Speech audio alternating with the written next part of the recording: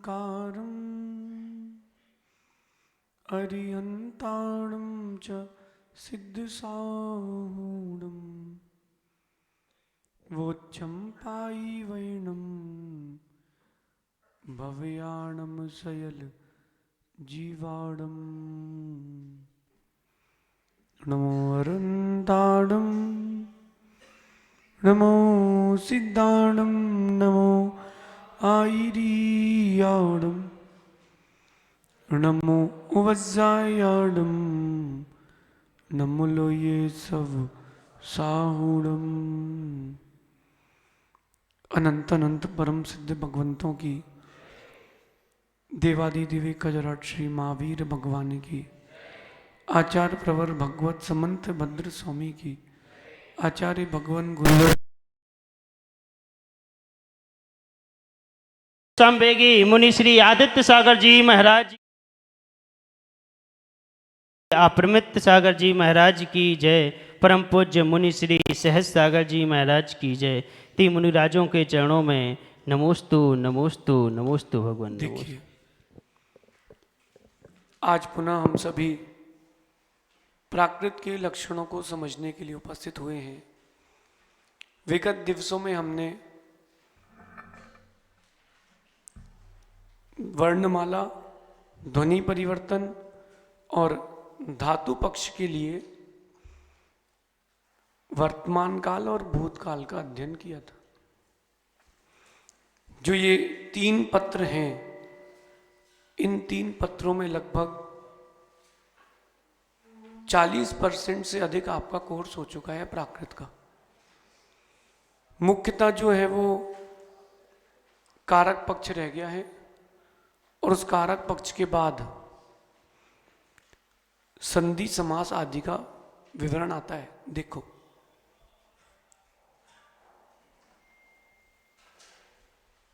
वर्णमाला वाला प्रकरण आपका हो चुका है, ध्वनि परिवर्तन भी हो चुका है और धातु रूप आपके हो जाएंगे।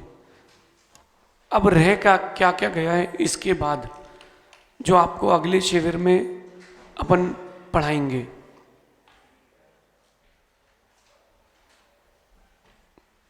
शब्द रूप। ये शब्द रूप जो है प्राकृत में बहुत अधिक है, तो याद करने की अपेक्षा से आपको पूरे नोट्स बने बनाए हैं। आज शाम तक पूरे नोट्स मिल जाएंगे। जो अगले शिविर में होने वाला है उसका नोट्स आज शाम तक मिल जाएंगे। संधि, कारक, कृदंत और क्या है, तद्धित, समास और तिवारी जी और क्या रह गया, अव्यय और उपसर्ग प्रत्यय का और कोई इशू नहीं है। और बताओ, चलिए अव्यय जो है ये नोट कर लेना, ये इतनी पढ़ाई अपनी बाकी है। अव्यय जो है इसका कोर्स आपको अभी दिया जा रहा है, शब्द रूप का कोर्स भी आपको दिया जा रहा है।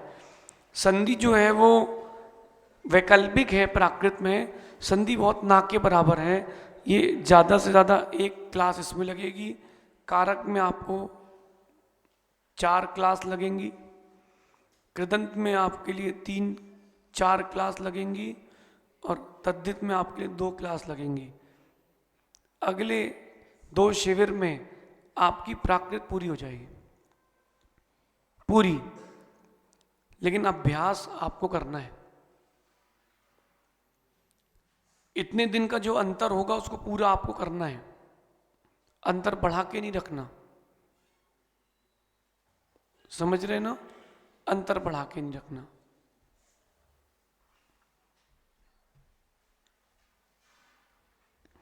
भविष्यत काल को अपन देखते हैं।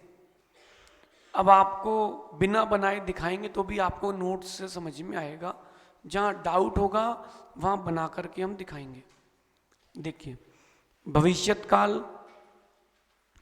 अकारांत, एक वचन, ठीक है। धातु ई विकरण, पृष्ठ नंबर 6। धातु ई विकरण, मध्य प्रत्यय, अंत प्रत्यय। इसमें दिख रहा है, कोई दिक्कत तो नहीं हो रही?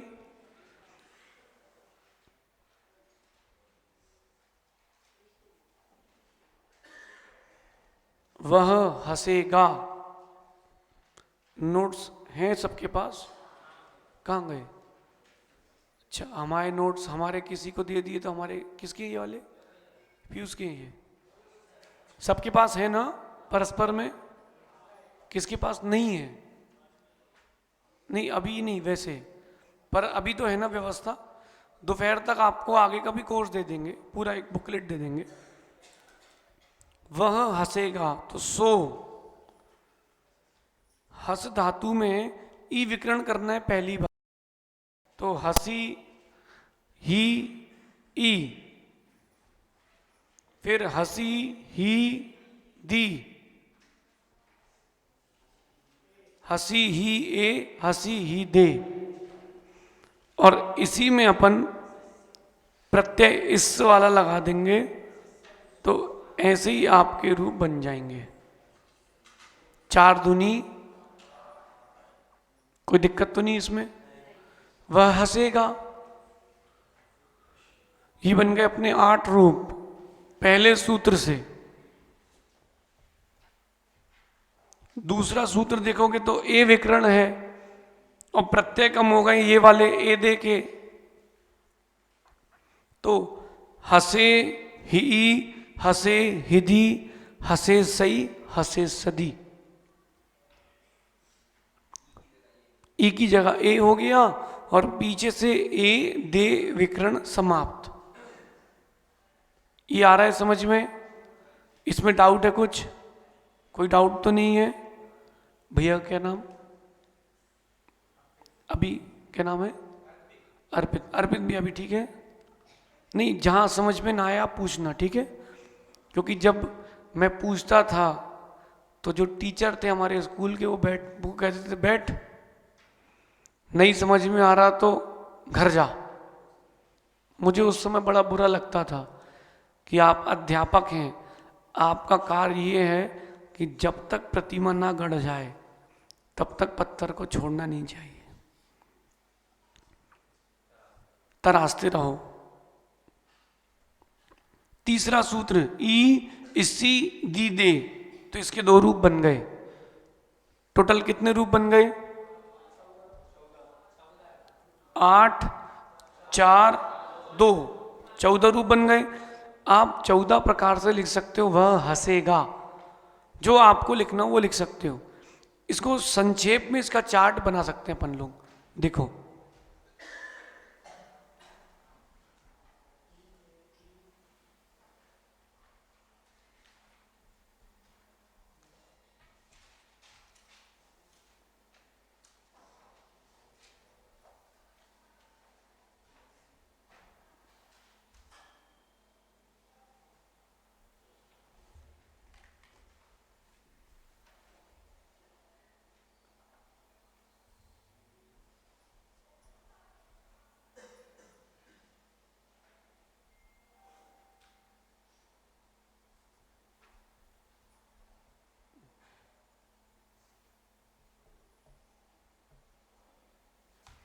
देखो, 2 दूनी 4, 4 दूनी, तो इससे बनेंगे 8 रूप, 2 दूनी 4, इससे बनेंगे 4 रूप। और इसी के साथ दी, दे,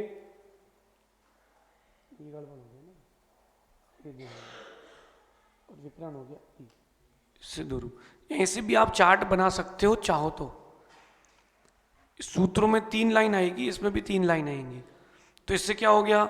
ही और इससे प्रत्यय ईदी एदे विकरण के साथ, ऐसे देखो, ई दी और एदे प्रत्यय के साथ, फिर इसमें विकरण करेंगे, दोनों में अलग अलग विकरण है।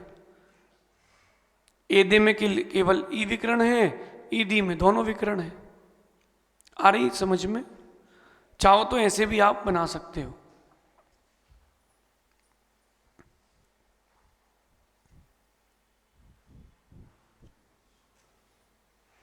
अगली कक्षा में आपको हम अपने पर्सनल नोट्स देंगे जिससे हम पढ़ते हैं। दिखाना, ये 1 2 3 4 5 6 7, इन 7 पन्नों में पूरी प्राकृत व्याकरण है, पूरी फुल कंप्लीट। आप चाहो तो 15 मिनट में 20 मिनट में रिवाइज कर सकते हो, पूरी शॉर्ट नोट्स। जैसे अब आपको क ग च ज द पा या वाई लोप अपन्य वाले जो सरल व्यंजन का चार्ट है ना अपने पास, वो आप एक बार में देखोगे तो पूरा रिवाइज हो जाएगा। ऐसा ये हो गया भविष्यत काल प्रथम पुरुष, मध्यम पुरुष। ऐसे ही और क्रियाओं में आपको बनाना है, वह करेगा, वह चलेगा, वह दौड़ेगा, वह रूठेगा, वह जागेगा। ऐसे आप और बना सकते हो। आप लोगों का पुण्य सही में तेज है। आज संडे है, इंदौर में संडे में कोई काम नहीं करता, और वो जो अव्यय कोश छपना था किसी कारण से विलंब हो गया, तो आज संडे को प्रिंटिंग प्रेस खुलेगी और छपेगा, दोपहर तक आएगा। बहुत कीमती चीज़ है। और अगर कोई चाहे बच्चा, चूंकि अब हमारे पास समय नहीं है, प्राकृत के क्रिया कोश और अव्यय कोश पर पीएचडी कर सकते हो आप। ये विषय बहुत खाली है। प्राकृत में धातु का परिवर्तन और प्राकृत में अव्यय की विशेषता, ऐसे ऐसे अव्यय हैं जो मूल संस्कृत से अगर आप देखोगे, वेद आदि में जिन अव्ययों का प्रयोग किया गया वो कहीं नहीं मिलते। तो इसकी बहुत बड़ी फील्ड है। जितने युवा हैं, प्रदीप भैया, आपको तो पीएचडी करनी ही है। इनमें जिस जिसको पीएचडी करना हो उनको पीएचडी हम करवा देंगे। चलिए, हाँ, किसमें? विषय इतना विषय है कि आप सोच नहीं सकते हो, श्रुत बहुत अगाध है। चलिए, विषय हम दे देंगे, थीसिस आपको बनाना है। जो नोट्स कम होंगे वो हम दिलवा देंगे। बना तो हम भी देंगे थीसिस, लेकिन फिर मतलब क्या रहेगा। चलिए, मध्यम पुरुष, तुम हंसोगी तो क्या बोला इन्होंने? धातु प्लस ईद ए विकरण ही, और इससे तो कॉमन है ही। और जो वर्तमान काल में प्रत्यय लगते थे, कौन कौन से? सी से। ये तो कॉमन हो गया अपने लिए, ये भी कॉमन हो गया अपने लिए, ये भी कॉमन हो गया। केवल ये एक्स्ट्रा हुआ है भविष्यत काल की अपेक्षा से। इसके रूप बना दो। तुम हसी हिसी, हसी हिसे, हसिस ससी, हसिस से, ऐसे ही ए विकरण के साथ। कोई दिक्कत तो नहीं इसमें? जिसको नहीं आया फिर से समझाएं हम। आ गया समझ में? सीधे सीधे सूत्रों से काम है, अर्पित। अब दिक्कत नहीं होगी। एक आध और क्लास होगी तो और इजी हो जाएगा। डायरेक्ट रूप बनाना अपन को तो। और नीचे के 2 रूप और दिए हैं, धातु ई इस और सी से। ठीक है, अब बहुवचन देखते हैं, उत्तम पुरुष देखते हैं। इसमें 9 रूप बनेंगे, 4 3 2, 3 सूत्र दिए हैं।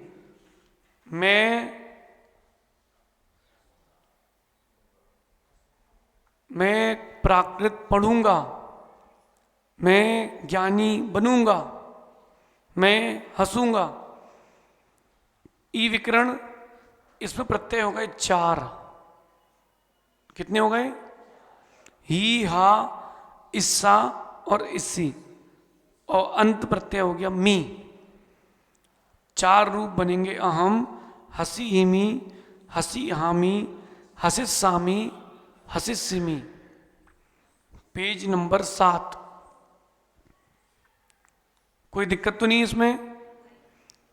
करिष्यामि करिष्यामि करिष्यामि, सदा सदा, मरिष्यामि मरिष्यामि मरिष्यामि इति विस्मरेत। हमेशा कर्म म्यूजिक मैं करूँगा यही सोचता है, मैं मरूंगा ये भूल जाता है। करिष्यामी, करिष्यामी, कर धातु में लगाओगे तो करिष्यामी,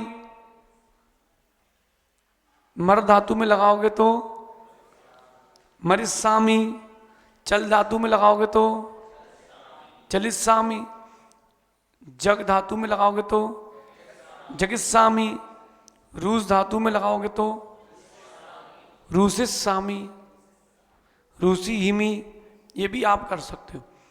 लेकिन विशेष उत्तम पुरुष के लिए बहुवचन ध्यान रखना, भविष्य काल में एक कंप्लीट प्रत्यय भी आता है अंत और मध्य के अलावा। सूत्र नंबर 3, धातु ई ए और इस्सम, और सरल हो गया हस ई सम, हसिस्सम हसेस्सम।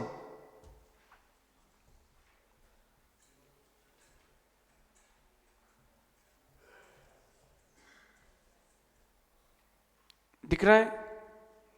कोई दिक्कत तो नहीं?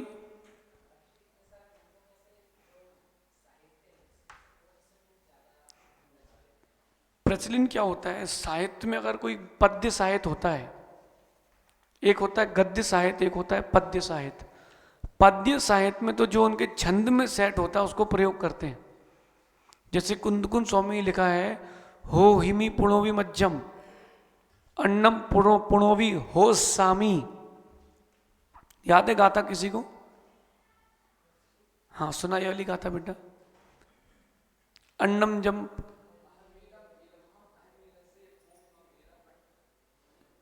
फिर से धीरे धीरे, अहमेदम एदमहम, अहमेदस होमी, होमी हो धातु में वर्तमान का प्रत्यय मी, ममेदम।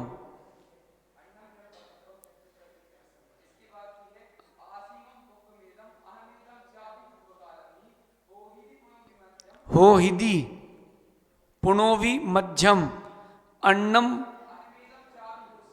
अमेदम चावी हो सामी। तो इन हो ही में भी लिख सकते थे, लेकिन मुख सुख सा वाले में ज़्यादा मिलता है ना। तो बेटा जब आपने समय सार याद किया ना, अब आप उसको दोबारा पढ़ना, आपको पूरा प्राकृत व्याकरण झलकेगा। अब पूरा झलकेगा। अब याद नहीं करना पड़ेगा, अर्थ याद होंगे। ये एक बार प्राकृत का होने दो, फिर मैं आपके लिए यही सामने बताऊंगा कि जिनको गाथा याद नहीं होती है, 50 सेकेंड मैक्सिमम गाथा याद करने के लिए 1 मिनट अधिक से अधिक चाहिए, क्योंकि आपके लिए वो हिंदी हो जाएगी। हमने अपने जीवन की पहली गाथा बनाई थी तो लगभग 14 घंटे लगे थे पहली गाथा बनाने में, और हमने अपने जीवन की सबसे फास्टेस्ट गाथा बनाई थी 22 सेकेंड में। 22 सेकेंड में, 22 सेकेंड बहुत थे। प्रवचन चल रहे थे, मैंने कहा चलो आज सबसे तेज गाथा बनाते हैं। पहले मैंने चिंतन किया, मैंने अब लिखते हैं।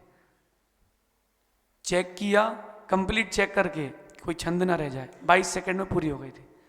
अभ्यास साध्य काम है। अब जो गद्य पद्य साहित्य हैं, पद्य साहित्य में क्या होता है, गद्य साहित्य में कि जो मुख सुख लगे उसके लिए, और प्रयास ये करना चाहिए कि हर व्यक्ति को अपना एक पैटर्न लेके चलना चाहिए।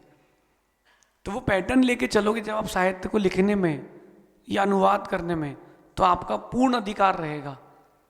भविष्य में बोला जाएगा कि ये उसका ही है, क्योंकि ये उन्हीं क्रिया शब्द आदि का प्रयोग करते हैं। प्रभा चंद नाम के लगभग 20 आचार्य हुए हैं, 20। लेकिन उसमें से जिन्होंने रत्नकंठ शाफकाचार्य की टीका लिखी है समाधि तंत्र की, वो अलग झलकते हैं। आप लोगों ने ग्रंथ पढ़ा क्या, भाव त्रय फल प्रदर्शी? कीर्ति पांड्या जी से पूछो महाराज जी, अगर मिल जाए तो। यहाँ हमारे पास अभी 3-4 प्रति उसकी हैं। बहुत सुंदर ग्रंथ है और आप सब प्रवचनकार बनोगे, वो बहुत काम की चीज है। ई बुक भी आपको अवेलेबल करवा देंगे हम कुछ दिन बाद ग्रुप में। बहुत डाटा मिलेगा, बहुत डाटा है, ठीक है। भविष्यत काल उत्तम पुरुष एक वचन हो गया अपना। अपन को ये आकारांत क्रिया अच्छे से करना है, क्योंकि आकारांत में तो केवल कम करना है, वही विषय है। अब भविष्यत काल आकारांत बहुवचन, वे सब हंसेंगे, वे सब। आप लोग लेख लिखते ना हिंदी में लेख, तो हिंदी में लेख लिखते समय क्या क्या विशेषताएं मानक हिंदी की है जो आपको विशिष्ट ऊंचाई दे सकती है। कभी एक आध शिविर जो है संपादकी का रखें अपन। किसका? संपादकी कैसे लिखें। जैसे आपको ये हमने कह दिया कि ये हमारे नोट्स हैं, इस पर आप अपना एक प्राक कथन लिख करके लाइए। शुरू का माना कि आपको 2 पेज लिखना है, तो उसमें डिवाइड कर लीजिए। जो लेखक है उसके गुणों का अनुवाद भी होना चाहिए, तो 25% उसके गुणों का अनुवाद उन्होंने मेहनत की है, ठीक है। दूसरा 25% प्रारंभ में जिस विषय पर वो लिखा है उसका इतिहास, 50% में उसका विषय। इस प्रकार से संपादकी लिखी जाती है।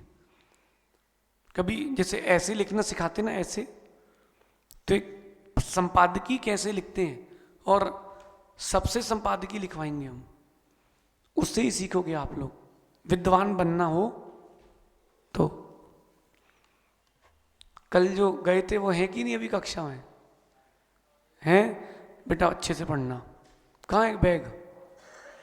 खोलो तो।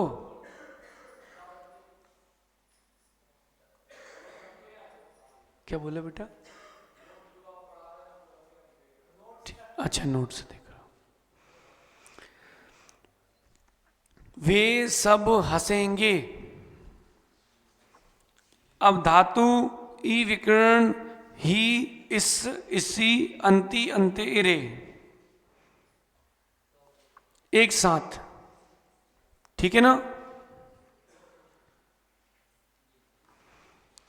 कितने रूप बन गए? 9। ते, हसी, ही, इंती। इसमें बिंदी करना, अपन को ना नहीं करना, शौर श्रेणी में अनुस्वार करते। इंती, फिर हसी, हिंते। अब यहां पर ई की संधि नहीं करी, हसी, ही, इरे। ये प्रक्रिया ऐसी है, ये प्रक्रिया ही ऐसी है। जैसे मटर उबालते, कभी उठा रहे उबाले आप लोगों ने? मटर नहीं उबाले? कितनी सीटी देते हो? हाँ, हैं? तो हलवा बनेगा मटर का। जो हरी मटर होती है उसमें 2 या 3, 2 में कच्चे से रहते हैं, 3 में थोड़ा अच्छा होता है, 2.5 सीटी तक अच्छा होता है, 2 में तो कच्चे हो जाते हैं, अपन तो गिरा ही देते हैं। और लौकी में तो 2 सीटी उसमें मटर में और 1 सीटी लौकी में। ऐसा क्यों? वो प्रकृति अलग अलग है, वो प्रकृतियां अलग अलग है। आ गया? आगे चलें। ये 3 रूप, इसके बाद 3 रूप और। तो वे सब हंसेंगे, इसके लिए अपने को ये सूत्र मिल गया। क्योंकि देखो ये अंति, अंते, एरे, ये कहाँ का है? वर्तमान काल का। और विकरण तो कॉमन है ही, ये बीच के प्रत्यय ही, इस और इस, ये भी अपन पढ़ते आ रहे हैं कंटिन्यू। तो इससे आपको अभ्यास होगा। और अंत में नीचे 6 रूप और दिए हैं ए विकरण के साथ।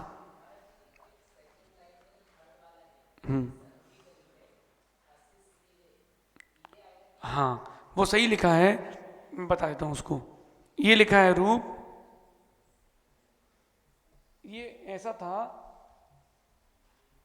हस धन, ई धन, इस धन, इरे। ये अपन पहले भी देख चुके हैं, पूर्व में भी, कि ये जब ई प्रत्यय आता है तो यहाँ के आ का लोप होता है, अविकरण आता है तो आगे के आ का लोप होता है। संस्कृत में सूत्र है अकारे लोपम, क्या है कातंत्र में, अकार के आने पर अकार का लोप होता है, 135 के आसपास है। बिल्कुल प्रारंभ में जब पुरुष का रूप बनाते हैं उसमें अम लगाते हैं, विभक्ति, पुरुष धन अम। ये पाणनी से बोल रहे हैं, अतोलोपा, अतोलोपा, ये पाणनी का सूत्र है। जैसे शब्द आता है पुरुष धन अम, तो ये पुरुषाम होना चाहिए था, लेकिन इसमें आ का लोप कर देते हैं, है ना। तो ये प्रक्रिया ऐसी बनती है सूत्रों से। आपको अगर व्याकरण देखना हो तो हेमचंद व्याकरण जो है प्राकृत लक्षण की, अभी हमारे कक्ष में भी रखी है, उससे पूरे सूत्र हैं। तो ये आ का लोप कर दिया इसमें, हसिस सिरे, ठीक है। जैसे अपन ने बनाया था हसीरे, है ना, और भूतकाल में हसी, यहां भी ई प्रत्यय, यहां भी ई प्रत्यय है, पीछे जो ई से प्रारंभ होने वाला प्रत्यय, ठीक है। चलिए मध्यम पुरुष देखिए बहुवचन का, तुम सब हंसोगे, तुम सब,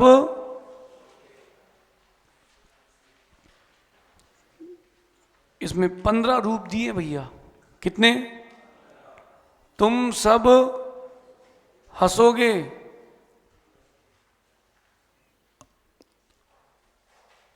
ई विकरण, 3 मध्य प्रत्यय, हा धा इतना पुराने प्रत्यय है। तो हसी ही ह, हसी हिद, हसी इत्था, कोई दिक्कत तो नहीं। ऐसे ही हसिस सह, हसिस सध, हसिस सिद्धा, इसमें ई जुड़ गया, विकास भैया, इसमें ई जुड़ गया, और नीचे वाला इसी प्रत्यय। और यही ए विकरण के साथ करोगे तो 6 रूप और बन के कुल 15 रूप बनेंगे। नहीं आ रहा? आज आप लोग उदास से क्यों बैठे हो? थक गए? थोड़ा जोश से। हाँ, आपसे ज्यादा तो हमें बोलना पड़ रहा है, ठीक है। आज परीक्षा भी है,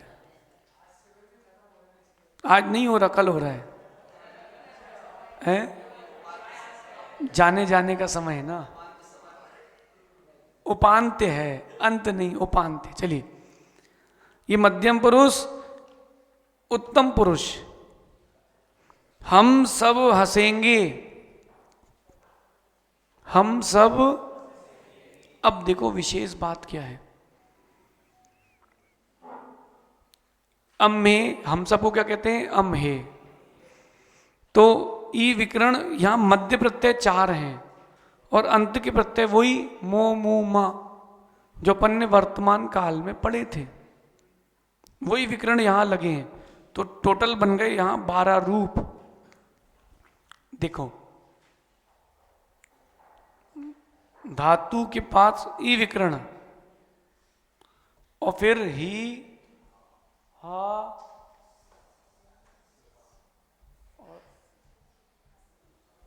ही, हा, इस्सा, सी, और फिर मो मू मा, मो मू मा। तो 4 तिया 12 गुणित 1, 12 रूप बनेंगे। अम्हे यानी हम सब,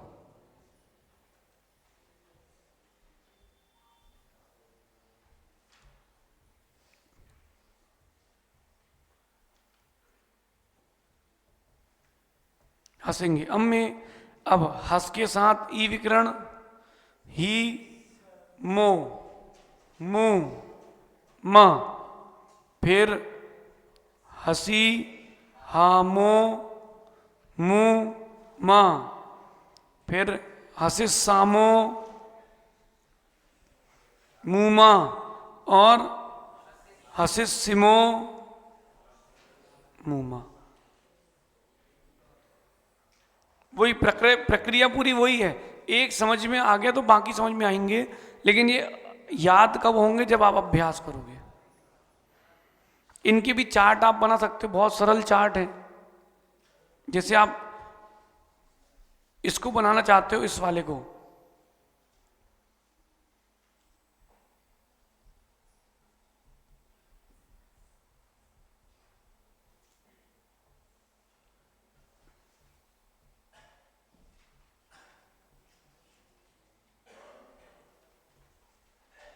ई विकर्ण, एक चार्ट बन गया आपका। इसी में आप दूसरी तरीके से दूसरा बना लो, तीस तरीके से तीसरा बना लो, तो पूरे बन जाएंगे।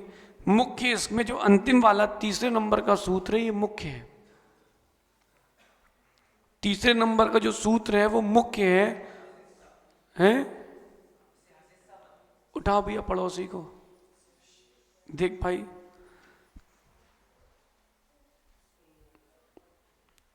वो पूर्ण प्रत्यय कहलाता है, कंप्लीट प्रत्यय। तो उसमें क्या कर रहे हैं? सूत्र नंबर 3 में हसी, हिस्सा और हसी हित्ता, इसका प्रयोग कुंदकुन स्वामी ने भी किया है। बताओ कहाँ किया है? जिसने पंच परमागम पढ़ा वो बता पाएगा। कुंदकुन स्वामी ने इनका प्रयोग किया है अपने साहित्य में, इसलिए हमने इस प्रत्यय को बाहर लिखा है। जब आप अध्ययन करोगे गूढ़, तो ये प्रत्यय भी मिलेंगे। अच्छा एक बात बताओ, जैसे अपन प्रवचन करते हैं तो दो कलाओं से प्रवचन करते, कर्तावाच्य, एक भाववाच्य। मैं आज उदासीन आश्रम गया था और वहां मैंने भगवान के दर्शन किए। मेरे द्वारा उदासीन आश्रम को जाया गया था, मेरे द्वारा वहां पर दिव्य दर्शन भी किए गए थे, उसके द्वारा वहां पर खेला गया था। तो अगर आप कर्ता वाच्य अगर का प्रयोग करते हो प्रवचन में, व्यक्ति आपसे टूटेगा। और फिर आप अगर भाववाच्य का प्रयोग करते हो तो व्यक्ति आपसे जुड़ेगा। पद्म पुराण पढ़ा? रुचिकर क्यों होता है? क्योंकि उसमें संबोधन का प्रयोग है। हे राघव, हे वैदेही, तो वो व्यक्ति से आपको कनेक्ट करके रखता है। तिवारी जी समझ रहे क्या? इतना बोलने से ये जो देखो वक्तव्य कला की बात करें बीच में, इतना बोलने से ये हमसे जुड़ गए। अब ये हमारी तरफ देख के रहेगा, क्यों? फिर पता नहीं कब नाम आएगा, तो जागृत रहेगा, पूरा सुनेगा। और वो 4 बार अगर आपके प्रवचन पूरा सुनेगा तो तत्व का निर्णय करेगा। हाँ, वो संबोधन से ही होते। कई लोग कहते हैं कि प्रवचन में नाम नहीं लेना चाहिए, ऐसा नहीं। पुराण ग्रंथ उठा लो, वहां पर ऐसा नहीं कहते। सीता नहीं कहती काय किते हो, ऐसे नहीं। सीता कहती है हे अयोध्यापति, हे राम, हाँ, हे राघव, हे प्राणनाथ। संबोधन क्यों करते हैं? भगवान महावीर भी देशना देते हैं तो क्या बोलते हैं? हे श्रेणिक सुन, हे देवा नाम प्रिय सुन, हे भव्यवर पुंडरीक सुन। ये संबोधन क्यों देते हैं? ताकि वो श्रोता वक्ता से कनेक्ट रहे। कितने लोगों को सर्वश्रेष्ठ प्रवचनकार बनना है? ईमानदारी से देखो, व्यापार करोगे तो कला होना चाहिए बोलने की। यहां पर आप प्रवचन करोगे तो कला होना चाहिए बोलने की। कला तो होना चाहिए, बोलो अंकित, वक्तव्य कला आना चाहिए। और वक्तव्य कला 72 कलाओं में सर्वश्रेष्ठ कला है। जो वक्ता है उसके पास सारी कला के लोग जुड़ के रहते हैं। तो वक्तव्य कला के लिए भी अपन ये कर सकते हैं कि जैसे प्राकृत का ही शिविर है, उसमें बीच में 2 सेशन वक्तव्य कला के कर सकते हैं। ज़्यादा कोई बड़ा नहीं है, 5-10 विषय हैं जो आपको अनुभूत करके लिखना है। और फिर हर व्यक्ति को खड़ा करके बुलवाएंगे, एक ही विषय देंगे सबको, बोलो। और बताऊं मुख्य कला, वक्तव्य की मुख्य कला, कभी कहानियां नहीं ढूंढना चाहिए। एक मुझसे कौन पूछ रहा था, महाराज जी आपके 10 लक्षण के नोट्स, कोई पूछ रहा था, गौरव ये पूछ रहा था 10 लक्षण के नोट्स कहाँ हैं। सुन बेटा, किसी भी कथा को तुम उस दृष्टि से देखो, तुमको उसमें वो विषय मिलेगा। कोई एक विषय बोलो 10 लक्षण में से। उत्तम ब्रह्मचर्य, सीता जी को लो ब्रह्मचर्य में, कुछ भी हो गया उस नारी ने अपना सील नहीं भंग होने दिया, उसके सील के प्रभाव से अग्नि भी। चलो दूसरा विषय बोलो, आर्जव, मतलब माया से रहित। सीता ने कभी राम के साथ मायाचारी नहीं की, चाहती तो वो रुक सकती थी अयोध्या में कि यहाँ माता पिता की सेवा कौन करेगा, लेकिन उसने आर्जव धर्म से काम किया, वो अपने पति के उसे कभी दूर नहीं हुई। सीता ही है ना। कथा कहाँ से है, आप अपनी दृष्टि उसमें लगाओ, वो विषय मिलेगा। ये कैमरे को देखो 10 धर्म, ये कैमरा लगा ना अपना, इसमें 10 धर्म लगा लेंगे। आप उस दृष्टि से देखना प्रारंभ कर दो तो आपको वो विषय मिलेगा। ये सारी कला एक आध दिन कभी आपको हम वक्तव्य कला के सेशन में है, सब उसी में आता है। अब आगे देखा, इनका सबका चिंतन दौड़ने लगा। चलिए, आया बात समझ में, बात आई।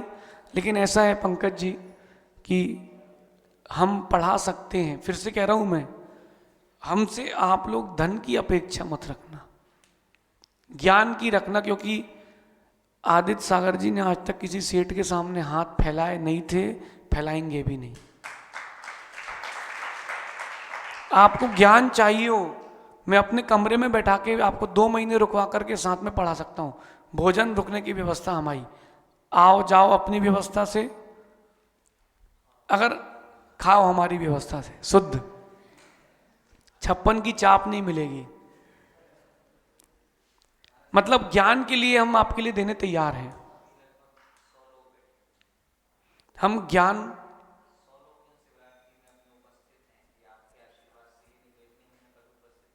भग जाते हैं दूसरे तीसरे दिन सब, समझ रहे अंकित भाई। देखो हम ज्ञान दे सकते हैं, लेकिन आपको कुएं के पास आना पड़ेगा। कुआं आपके पास, हाँ, कभी कभी वो भवितव्यता होती है, तो बिना मुख्य गणधर के भी श्रोता के पुण्य से भी वाणी खिर जाती है ना। ये विषय बीच में इसलिए कहा क्योंकि अपन को केवल पढ़ना नहीं, लगाना भी है। जैसे कोई भी क्रिया बोलो जो अपन ने पढ़ी है अभी प्राकृत में, हाँ, बैठना, कौन सी, था। और अकारांत में जग, नहीं रूस अच्छी है, जो नहीं करना चाहिए वो ज्यादा समझना चाहिए। रूस, इन लोग टुन्नू होती हैं बार बार महिलाएं, बेचारे पति उनके मनाते रहे और फिर बेचारा प्रस्ताव ना लिखा कि पत्नी को मनाए, तो उन लोगों के लिए कहना चाहिए, उनका नाम करके टुन्नू मती कर देना चाहिए। बोलना आज क्या है, आज हमारी पत्नी टुन्नू है। जैसे कोई मित्र रूठ जाए तो उसके लिए ग्रुप में डाल दो, आज अंकित भाई टुन्नू है, सब ठीक हो जाएगा। सुनिए, रूस धातु है, वर्तमान काल में लगाओ इसी को, अन्य पुरुष में, मध्यम पुरुष में, उत्तम पुरुष में, एक वचन में, बहुवचन में लगाओ, ठीक। फिर इसी को भूतकाल में लगाओ, इसी को भविष्यत काल में लगाओ।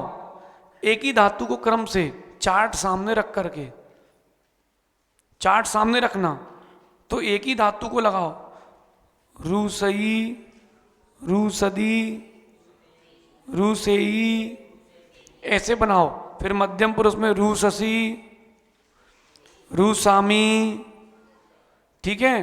फिर भूतकाल में रूसी, भविष्यत काल में रू से सही, ऐसे पूरे रूप बनाओ एक ही धातु के, जो हंस के बनाओ, जो रूट रूस के, हंस के, जग के, इससे एक ही धातु के कंटिन्यू बनाने से दो फायदे, धातु भी याद होगी क्योंकि बार बार रूस लिखोगे। तो किसी भी भाषा को बोलने के लिए कम से कम आपको उसके 6000 शब्द आना चाहिए। कितने? कन्नड़ा कलियुತ್ತಿದ್ದೇನೆ, ಈಗ ಕನ್ನಡ ಕಲಿಯುತ್ತಿದ್ದೇನೆ, मैं अभी कन्नड़ा सीख रहा हूं, है ना। याव उरु, कौन से गांव से आए हो? ऐसे जब आप कम से कम 6000 शब्द सीखोगे तब कन्नड़ा बोल पाओगे। ऐसे आप जब तक 200 धातु याद नहीं करोगे तब तक आप प्राकृत में लिख नहीं पाओगे, बोल नहीं पाओगे। और प्राकृत की विशेषता ये है कि प्राय करके धातु क्रिया से बनती है, जो आप हिंदी में बोलते हो। जैसे उठना,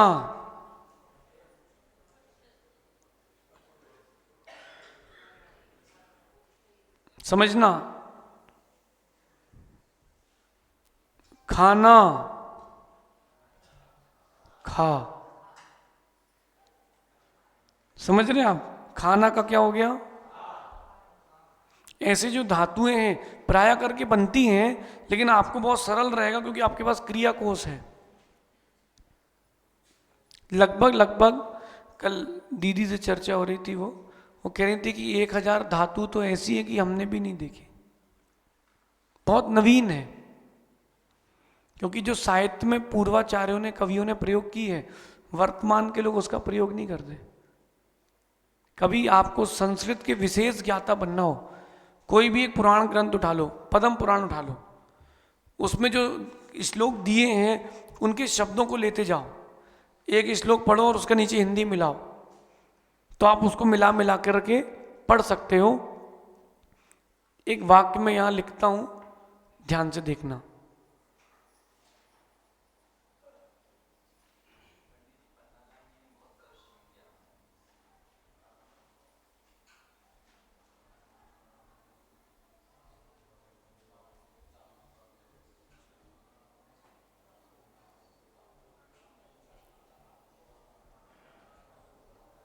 आप लोग ये मत सोचना कि पढ़ा के छोड़ देंगे, आपको हम ज्ञानी बना के छोड़ेंगे। आपको मध्याह्न में आज 3 पतली पुस्तकें दी जाएंगी। वो प्राकृत से हिंदी है, तो उसमें एक लाइन प्राकृत है, एक लाइन हिंदी है, तो आप हिंदी प्राकृत लगा के सीख सकते हो। वो 3 पुस्तक दी जाएंगी। और शिविर करने भी आप लोग बाहर जाते होंगे मेरे ख्याल से, तो बहुत सारे एक ही ग्रंथ में पूजन और शिविर के लिए एक पुस्तक हमने लिखी थी, वंदना पथ, उसमें दी हुई है। तो जिनको लगती है वो ले जाएं, और जिनको ना लगे वो यहीं छोड़ जाना, ट्रेन में बस में मत छोड़ना, है ना। जिनको लगे कि ये हमारे काम का विषय है वो ले जाना, जिनको ना लगे वो यहीं छोड़ देना। जिनके उपयोग की होगी उनको हम दे देंगे। अब देखो,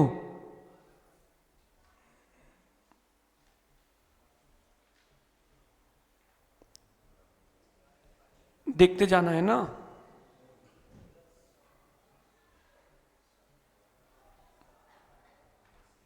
अभी देखते जाना।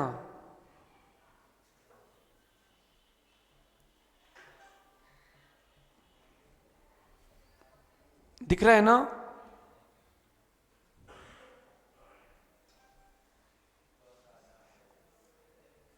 ये प्राकृत, संस्कृत, हिंदी। बोलो तो अपभ्रंश और लिख के दिखाएं।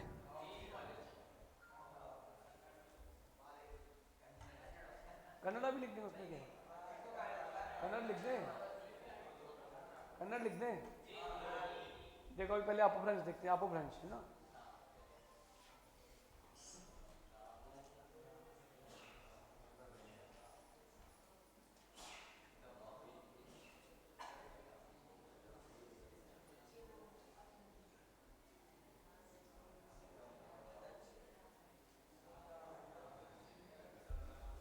रामू गामम्मि गच्छई सा राऊ अत्थी, ये अपभ्रंश है। ये प्राकृत, संस्कृत, हिंदी है। अपन को क्या आती है? हिंदी। अपन हिंदी से चालू करते हैं। राम ग्राम में जाता है, वह राजा है। अब देखो ऊपर, राम यानी रामा, ग्रामे यानी गांव में, यानी क्या हो गया, जाता यानी वह, यानी सा राजा है, अत्ति। अब ऊपर देखो प्राकृत में, राम को क्या हो गया, ग्राम में यानी जाता यानी वह, यानी सो राया अत्थि। अब ऐसे ही आप अपभ्रंश में देखो, रामू गामम्मी गच्छई स राहु अत्थि। अब आप हिंदी से लगा लोगे, अर्थ निकालते बन जाएगा। दोपहर में आपको हम इसका अभ्यास करवाएंगे आज, ताकि आप उसको लगाना सीखें। अपन को टाइम पास नहीं करना अंकित, ज्ञानी बनना है। अब देखो, ये सब ना हो आपके पास,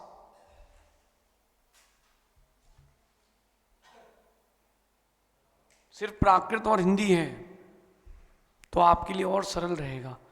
राम ग्राम में जाता है, राम गांव में जाता है, रामो गांव में गच्छति। अब बीच बीच में नए नए शब्द आएंगे, तो आपको समझ में आएगा कि कैसे बने हैं।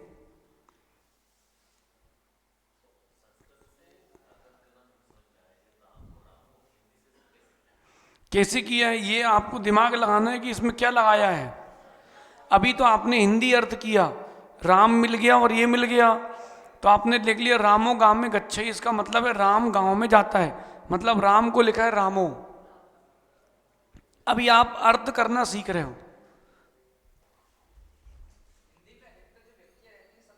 अलग रहती है।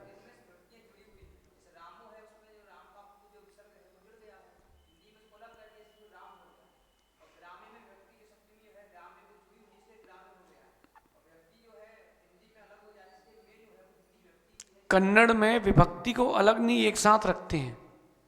जैसे उनको लिखना है गांव में,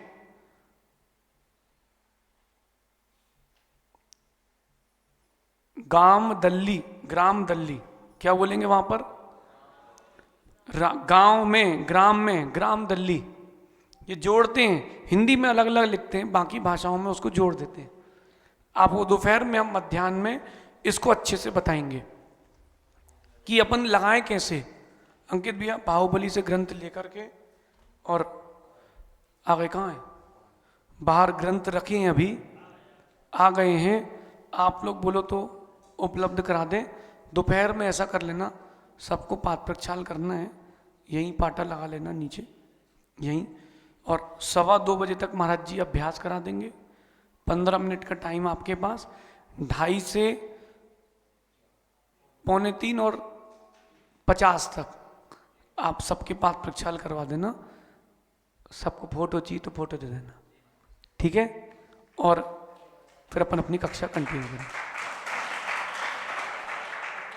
और अगर कल का टाइम मिल जाए, माता जी की वहाँ पूछ लो, उनकी अनुकूलता, 12:30 बजे मध्याह्न में भोजन करा के सबको, शैलेश को बोल देना गाड़ी की व्यवस्था कर देगा वो, सभी शिवरार्थियों को माता जी के दर्शन करवा के, तिलक नगर है 2 किलोमीटर, तो दर्शन करवा देना। और 12:30 बजे निकलना, और 1:30 बजे तक लेकिन आ जाना अपनी कक्षा में, ठीक है। कल समापन सत्र भी है, और आपके लिए अव्यय कोष भी दिया जाएगा, और रिजल्ट भी दिया जाएगा, ठीक है। ये अपन ने अभी भविष्यत काल का आकारांत पढ़ा है। आकारांत धातु में कुछ नहीं करना है, प्रत्यय हटाते जाना है।